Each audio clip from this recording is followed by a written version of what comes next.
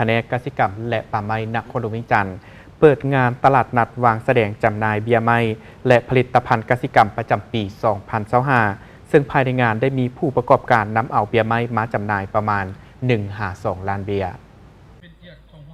งานดังกล่าวได้เปิดขึ้นในวันที่ 23 พฤษภาคม 2025 อยู่ที่เดินแผนกกสิกรรมและป่าไม้นครหลวงเวียงจันทร์โดยการเข้าร่วมของทานคำม้าแสงมีไซกรรมการประจำพรรคหัวหน้าคณะจัดตั้งนครหลวงเวียงจันทร์ทานศรีประภัยไซสงครามหัวหน้าห้องการกระทรวงกสิกรรมและป่าไม้พร้อมด้วยแขกที่ถูกเชิญและภาคส่วนที่เกี่ยวข้องเข้าร่วมในพิธีทานแสงอรุณสุริยวงศ์หัวหน้าแผนกกสิกรรมและป่าไม้นครหลวงเวียงจันทร์ได้กล่าวเปิดงานว่าดังที่พวกเขาฮู้นำกันแล้วว่านครหลวงเวียงจันทร์มีเนื้อที่ทั้งหมด 390,000 กว่าเฮกตาร์ได้เริ่มปลูกต้นไม้ไซบอนที่สามารถฟื้นฟูได้คือ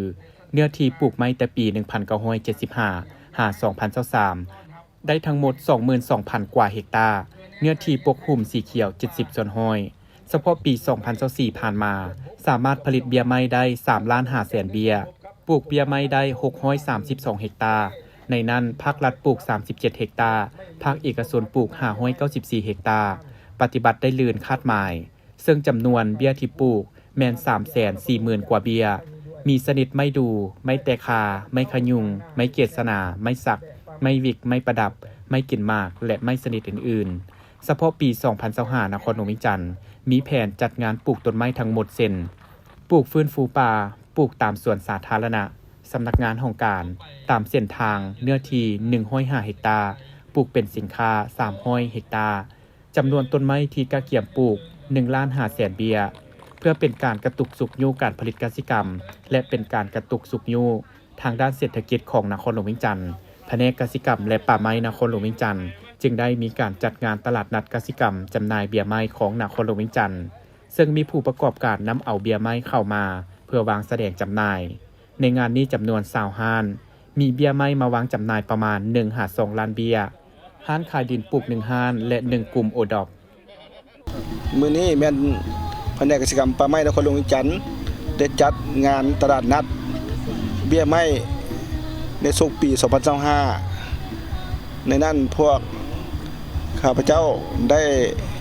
เชิญชวนชาวสวนเพื่อนำเบี้ยไม้อุตสาหกรรมไม่กินมากไม่ประดับและไม่อื่นมาวางแสดงเพื่อจำหน่ายให้พ่อแม่ประชาชนได้นำมาซื้อเนาะเพื่อไปในวันปลูกไม้แห่งชาติวันที่1 เดือน 6 ของช่วงปี 2025 ในงานดังกล่าวก็มีชาวเกษตรกร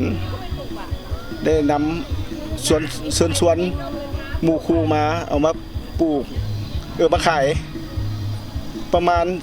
33เต้นเนาะเพื่อขายเบี้ยไม้หลายๆชนิด